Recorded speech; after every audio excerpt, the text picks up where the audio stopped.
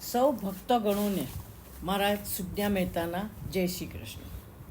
હવે આપણે છઠ્ઠા સ્કંદમાં પ્રવેશ કરી રહ્યા છીએ. આ છઠ્ઠા સ્કંદમાં પોષણ બતાવવામાં આવ્યું છે. સર્ગ, વિસર્ગ, સ્થાન, પછી આવે છે પોષણ. પોષણ શું છે તો કહે છે ભગવાનની જે કૃપા છે, ભગવાનનો જે અનુગ્રહ છે તેને પોષણ કહે છે.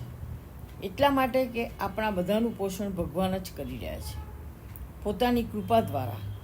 આ કૃપામાં પણ એક સામાન્ય કૃપા હોય છે અને એક વિશેષ કૃપા હોય છે.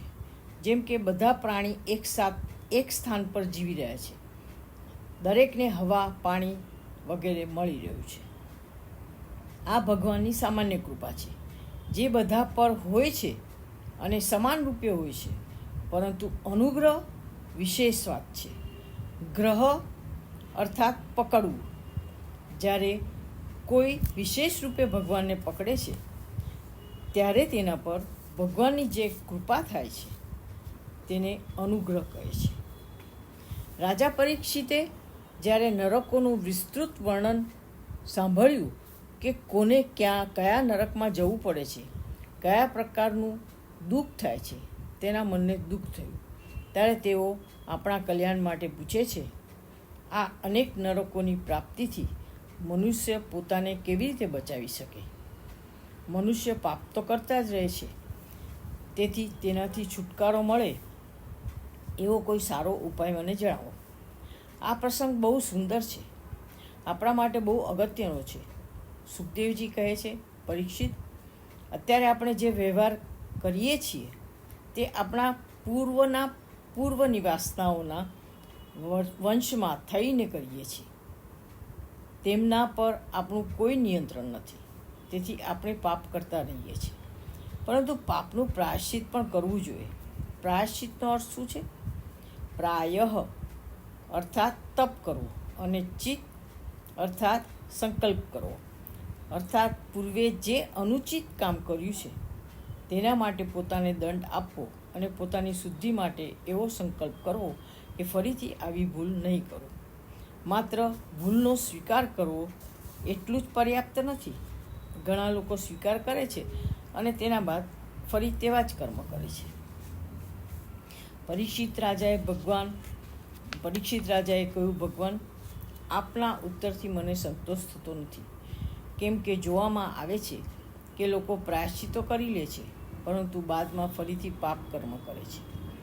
તેવું ને તેવું પાપ કર્મ ફરી કરે છે. સુખદેવજી કહે છે, પરીક્ષિત, તમારી વાત સાચી છે, પરંતુ આનો એક ઉપાય છે. તપ, બ્રહ્મચર્ય, શમ, દમ, સત્ય, ત્યાગ, શૌચ, યમ, નિયમ વગેરેનો અભ્યાસ કરવો અને પછી પોતાનો દેહાધ્યાસ દૂર કરવો. એટલે હું દેહ છું, આવા ભાવ બધા પાપ કરવાનું મૂળ છે. અને જે લોકો પોતાને શરીર માને છે તે લોકો સુખ ભોગ માટે કોઈ પણ કામ કરવા તૈયાર થઈ જાય છે. આ દેહાધ્યાસને સમાપ્ત કરવો જોઈએ અને તેના માટે પહેલાં પોતાની શુદ્ધિ કરવી જોઈએ.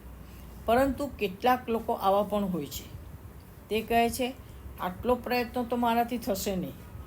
સીધી વાત તો એ છે કે બધા પાપ પુણ્યોથી પર ભગવાન છે, હું તો તે ભગવાનના શરણમાં જાઉં છું.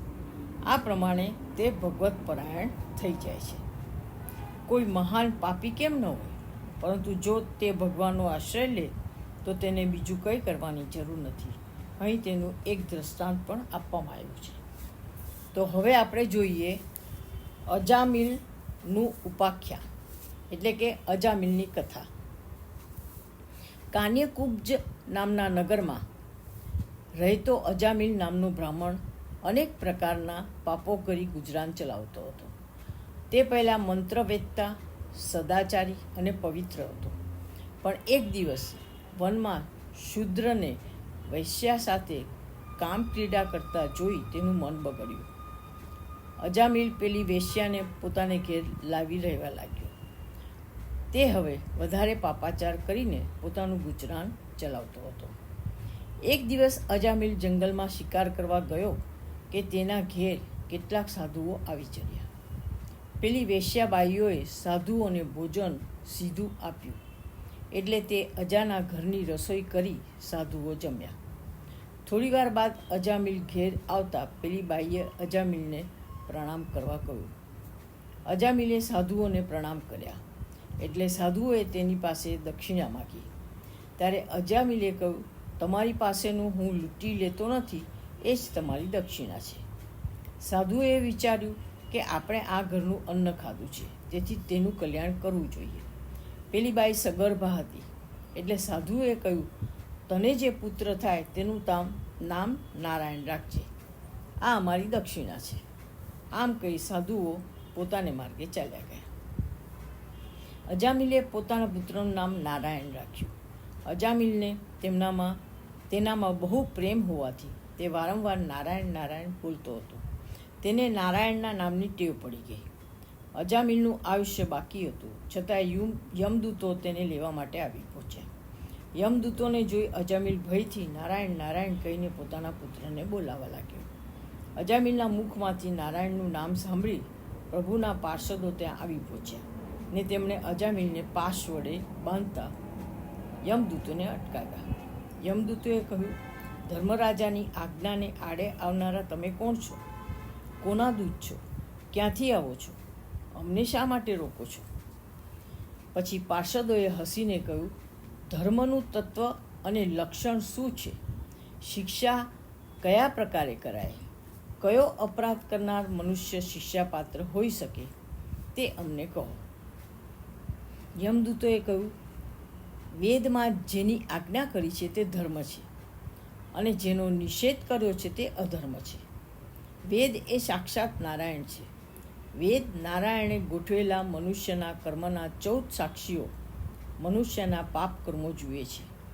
આ 14 સાક્ષીઓ સૂર્ય, અગ્નિ, આકાશ, વાયુ, દેવતાઓ, ચંદ્ર, સંધ્યાકાળ, દિવસ, રાત્રિ, દિશાઓ, જળ, પૃથ્વી, કાળ અને ધર્મ. આ સાક્ષીઓ અધર્મ જુએ છે, અને ધર્મરાજા અધર્મ આચનાર મનુષ્યને કર્મ પ્રમાણે શિક્ષા કરે છે. જે પ્રાણીઓએ જેટલો અધર્મ અથવા જેટલો ધર્મ કર્યો હોય તે પ્રાણી તેટલું ધર્મનું કે અધર્મનું ફળ પરલોકમાં ભોગવે છે. આમાં સ્વામી ભગવાન યમરાજા સર્વના અંતઃકરણમાં બિરાજમાન હોવાથી સર્વ જીવોના પૂર્વજન્મ અને ભાવિ જન્મને જોઈ શકે છે. પછી યમદૂતો બ્રાહ્મણના કર્મો વર્ણવતા કહે છે, આ બ્રાહ્મણે વેશ્યાના મોંમાં પડી પોતાના શાસ્ત્રનો અનાદર કરી નિંદાપાત્ર ઠર્યો છે. વળી તેણે પોતાના પાપનું પ્રાયશ્ચિત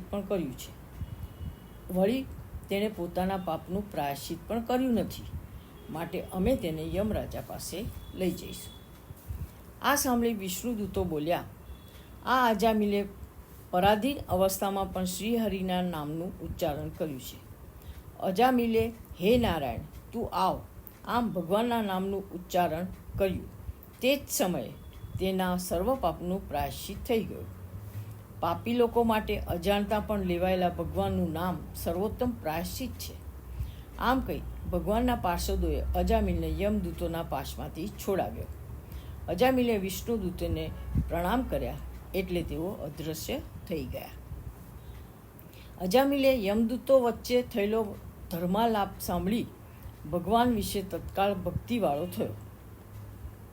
તે પોતે કરેલા પાપોને યાદ કરી ખૂબ જ પશ્ચાતાપ કરવા લાગ્યો. તેને થયું કે નક્કી મારું કોઈ પૂર્વજન્મનું મહાપુણ્ય હશે કે મરતી વેળાએ મારી જીભે નારાયણનું નામ આવ્યું. આમ તેણે પ્રભુએ કરેલા ઉપકારોને યાદ કર્યા. અજામિલને અતિશય પશ્ચાતાપ થતાં તેના સર્વ પાપો બળી ગયા. તેણે પોતાનું જીવન સન્માર્ગે વાળ્યું. તેણે સાંસારિક સર્વ બંધનો છોડી દે હરિદ્વાર ચાલ્યો ગયો. હરિદ્વાર જઈ કોઈ દેવ મંદિરમાં બેસીને યોગનો આશ્રય કરી મનને સર્વે તરફથી ખેંચી લઈ આત્મામાં લગાડ્યું. તેની બુદ્ધિ નિર્મળ થતાં તેને પહેલાં જોયેલા ભગવાનના પાર્ષદોને જોયા. તેમણે તેમને વંદન કર્યા. પછી ગંગામાં સ્નાન કરી પવિત્ર તીર્થસ્થાનમાં પંચમહાભૂતોનો દેહ છોડી પાર્ષદનું સ્વરૂપ ધારણ કર્યું. પછી ભગવાનના પાર્ષદોની સાથે સુવર્ણના વિમાનમાં બેસી વૈકુંઠલોકમાં ગયો. આમ અજામિલ પોતાના કર્મો અનુસાર નરકમાં જવાને યોગ્ય હતો, પરંતુ અંત સમયે નારાયણનું નામ લઈ તે મુક્ત બન્યો. આ બાજુ યમદૂતોને પોતાની આજ્ઞાનો ભંગ થતાં તેઓ યમરાજા પાસે આવી સઘળી હકીકત જણાવી અને કહેવા લાગ્યા, આપ ધર્મરાજા છો, છતાં આ જગતમાં આપનો દંડ હવે ચાલી શકતો નથી. કારણ આજે 2 સિદ્ધ પુરુષોએ તમારી આજ્ઞાને ઉથાપી અમે બાંધેલ પાસ કાપી નાખી એક પાપી જીવને છોડાવી મૂક્યો. તે પાપીએ માત્ર નારાયણ એમ બૂમ પાડી કે તે દિવ્ય પુરુષો ત્યાં આવી તેને છોડાવી ગયા. આ સાંભળી યમદેવે કહ્યું, હે દૂતો, આ સ્થાવર જંગમ જગતમાં મારા સિવાય બીજો ઈશ્વર પણ છે. બધા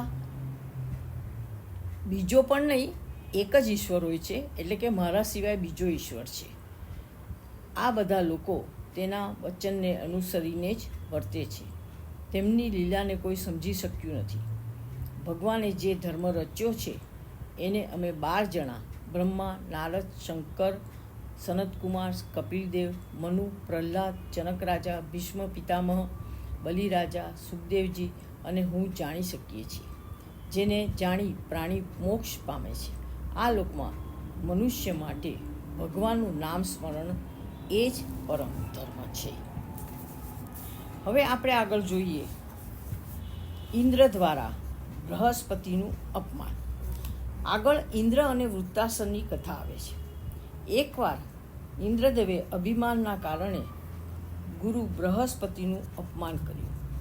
બૃહસ્પતિજી ઇન્દ્રની સભામાં આવ્યા. ઇન્દ્રે તેમની ઉપેક્ષા કરી. બૃહસ્પતિ અપમાનિત થઈ ગયા, પરંતુ કાંઈ બોલ્યા નહીં. તેઓ ચૂપચાપ ત્યાંથી ચાલ્યા ગયા.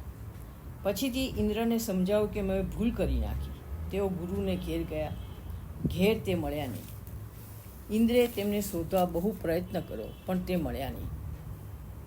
ગુરુની કૃપાનું બળ ઓછું થતાં ઇન્દ્રની શક્તિ પણ ઓછી થઈ ગઈ અને અસુરોની શક્તિ વધી ગઈ. અસુરોએ ઇન્દ્ર પર આક્રમણ કર્યું. ઇન્દ્ર ગભરાયા. ગુરુની કૃપા ન હોય તો બહુ નુકસાન થાય છે. હવે શું કરવું? દેવતાઓ દ્વારા વિશ્વરૂપનું વરણ. હવે આ ટોપિક પર વાત કરીએ. હવે સમય એવો આવ્યો કે ઇન્દ્રદેવને અસુરના ગુરુ પાસે જવું પડ્યું. તો ઇન્દ્ર અસુરના બીજા ગુરુ વિશ્વરૂપની પાસે ગયા. વિશ્વરૂપે તેને નારાયણ કવચ આપ્યું. ભાગવતમાં આનું બહુ વિસ્તૃત વર્ણન છે. નારાયણ કવચ ધારણ કરીને ઇન્દ્ર યુદ્ધ કરવાનો આરંભ કર્યો અને જ્યારે તેનો વિજય થયો તો વિશ્વરૂપ જે અસુરના પક્ષના હતા તે આહુતિ આપતા ત્યારે એકવાર દેવતાઓને આપતા તો એકવાર છુપી રીતે અસુરને પણ આપતા હતા. ઇન્દ્રને આ વાતની ખબર પડી તો તેણે વિશ્વરૂપનું મસ્તક કાપી નાખ્યું. તેથી વિશ્વરૂપના પિતા ત્વષ્ટાએ બહુ ગુસ્સો આવ્યો. ત્વષ્ટાને ખૂબ જ ગુસ્સો આવ્યો. તેમણે ઇન્દ્રને મારવા માટે એક મોટો યજ્ઞ કર્યો, પરંતુ તેમાં મંત્ર બોલવામાં થોડી ભૂલ થઈ. ત્યારે એક ભયંકર પ્રાણી યજ્ઞકુંડમાંથી નીકળ્યું અને તેનું નામ વૃત્રાસુર હતું. હવે આપણે જોઈએ વૃત્રાસુરના વધ માટે દેવતાઓ દ્વારા દધીચી ઋષિના અસ્થિ માંગવા. વૃત્રાસુર એવો ભયંકર હતો કે તેના કારણે બધા જ દેવતાઓ વ્યાકુળ થઈ ગયા અને તેને કઈ રીતે મારવો તે વિચારવા લાગ્યા. ભગવાનના આદેશથી દેવતાઓ દધીચી ઋષિ પાસે ગયા. ભગવાને કહ્યું હતું કે દધીચી ઋષિ મહાન તપસ્વી છે. તે પોતાના અસ્થિ તમને આપી દેશે. તે અસ્થિનું તમે જે વજ્ર બનાવશો તેના દ્વારા વૃત્રાસુરનો નાશ થશે. દેવતાઓને જોઈને દધીચી ઋષિ કહે છે, તમારા આવવાનું શું પ્રયોજન છે? દેવતાઓએ કહ્યું, મહારાજ, અમારી ઉપર ભયંકર સંકટ આવ્યું છે. અમને માગતા બહુ સંકોચ થાય છે, પરંતુ અમારે આપના અસ્થિ જોઈએ છે. અને કહે છે, આપ તો બ્રહ્મજ્ઞાની છો.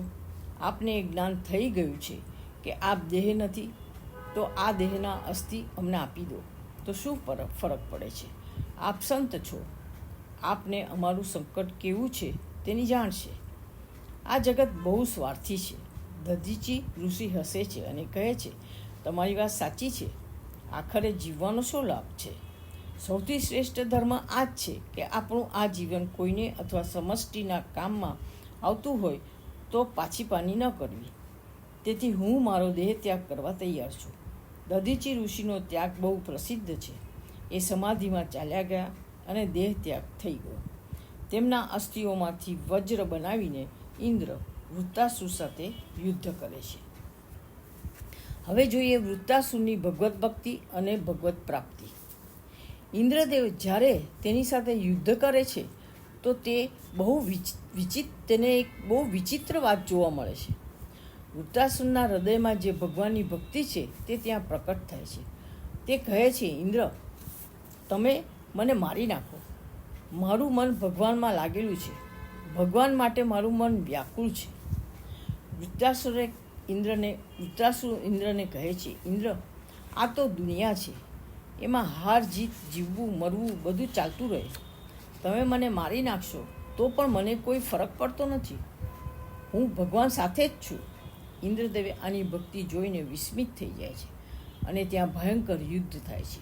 અંતમાં વૃત્રાસુરનો વધ થાય છે, પરંતુ તે ભગવાનમાં લીન થઈ જાય છે. હવે આપણે જોઈએ વૃત્રાસુરનું પૂર્વ ચરિત્ર શું હતું. આ કથા જ્યારે પરીક્ષિતે સાંભળી તો તેમને આશ્ચર્ય થયું. અત્યંત રાજસ અને તામસ પ્રકૃતિના વૃત્રાસુરમાં આવી ભક્તિ કઈ રીતે આવી? તો કહે છે કે તે પૂર્વજન્મમાં રાજા ચિત્રકેતુ હતો. તે તપસ્યા દ્વારા વિદ્યાધર લોકને પ્રાપ્ત થયો હતો. શેષ ભગવાન દ્વારા આપવામાં આવેલા વિમાનમાં બેસીને તે એક દિવસ કૈલાસ પર્વત પર પહોંચી ગયો. ત્યાં તેણે જોયું કે પાર્વતીજી શિવ ભગવાનના ખોળામાં બેઠા છે અને ત્યાં અનેક ઋષિ મુનિ પણ બેઠા છે. ચિત્રકેતુએ ભગવાન શંકર પર કટાક્ષ કરીને તેને કહ્યું કે સામાન્ય માણસ પણ બધાની સામે પત્નીને ખોળામાં લઈને બેસતો નથી. મને લાગે છે કે આમને તો સામાન્ય શિસ્તનું પણ જ્ઞાન નથી. તત્વજ્ઞાનની, ધર્મની મોટી મોટી વાતો કરે છે અને ભરી સભામાં પત્નીને ખોળામાં લઈને બેસે છે. આ સાંભળીને પાર્વતીને ક્રોધ આવ્યો અને તેમણે ચિત્રકેતુને શાપ આપી દીધો કે તું અસુર થઈ જા. ચિત્રકેતુએ કહ્યું, માં ક્ષમા કરો, આપને દુઃખ થયું. એ વાતનું મને પણ દુઃખ છે. હું અસુર બનવા તૈયાર છું. આપના શાપથી તેવું જ થશે, કેમ કે દેવતાઓ મિથ્યા વાત કરતા નથી. આમ કહીને ચિત્રકેતુ ત્યાંથી ચાલ્યો ગયો. શિવજીએ પાર્વતીને કહ્યું, જોયું ભક્ત કેવો હોય છે. તેણે ક્ષમા તો માગી, પરંતુ શાપ મુક્ત કરવાનું ન કહ્યું. તે અસુર થયો, પરંતુ તેની પૂર્વની ભક્તિ ત્યાં પણ પ્રગટ રહી. હવે અહીં ધર્મની વાત જુઓ. ચિત્રકેતુ જે વિદ્યાધર લોકમાં ગયો હતો તો તેણે શું કહ્યું? એ જ કહ્યું કે સામાન્ય પુરુષ પણ પત્નીને એકાંતમાં મળે છે. બધાની સામે પત્નીને લઈને બેસતો નથી. તો શિવજીએ કહ્યું, અરે ભાઈ, મારા સિવાય દુનિયામાં છે કોણ? જરા વિચાર તો કરો. અમે બે દેખાઈ રહ્યા છીએ, પરંતુ અમે બે નથી, એક જ છીએ. આ બે જળ અને લહેર જેવા છે. સૌથી પહેલી વાત તો એ છે કે હું અને પાર્વતી બે નથી, એક જ છીએ. અને આ જગત પણ મારાથી અલગ નથી. આનાથી વિશેષ એકાંત બીજું કયું છે? આ ભીડ છે અને તે એકાંત છે, એવી આપણી બુદ્ધિ દ્રષ્ટિ હોય છે. તો આ ચિત્રકેતુ વૃત્રાસુર બની ગયો. તેની પૂર્વ ભક્તિ પણ પ્રકટ થઈ ગઈ અને પછી તે મુક્ત થઈ ગયો. આગળ દિતિની કથા આવે છે, જેમાં પુંસવન વ્રતનું વર્ણન કરવામાં આવ્યું છે અને તેની સાથે જ આ 6ઠ્ઠો સ્કંદ સમાપ્ત થાય છે. અત 6ઠ સ્કંદ સમાપ્ત.